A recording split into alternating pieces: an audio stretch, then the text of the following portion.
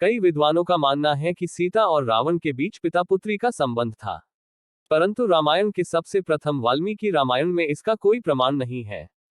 रामायण के कई विषय आज भी शोध का विषय है। प्रभु श्रीराम के जीवन पर 120 से अधिक अलग अलग रामायण लिखी जा चुकी है। इन्हीं में से एक अद्भुत रामायण में इस बात का उल्लेख है मिलता है कि रावण और सीता का संबंध पिता पुत्री का है। अद्भुत रामायण दो प्रमुख ऋषियों वाल्मीकि और भारद्वाज ऋषि के बीच का संवाद है। इस संवाद में एक कथा आती है कि गृत्समद नामक ब्राह्मण लक्ष्मी जी को अपनी पुत्री के रूप में पाने के लिए प्रत्येक दिन एक कलश में कुशा के आगे के भाग से मंत्र पढ़ते हुए दूध डालते थे। एक दिन रावण ने ब्राह्मणों की अनुपस्थिति में उस कलश में रक्त डालकर लंका ले गया। रावण ने वह कलश मंदोदरी को दिया और कहा कि इस कलश का संरक्षण करना, इस विष भरा हुआ है। इसके बाद रावण वन चले गया।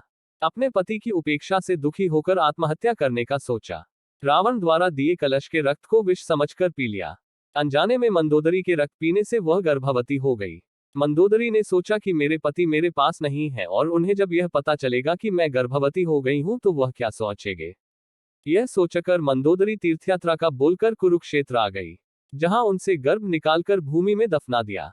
यही गर्भ परिपक्व होकर मिथिला के राजा जनक को खेत में हल चलाते समय माता सीता के रूप में प्रकट हुआ।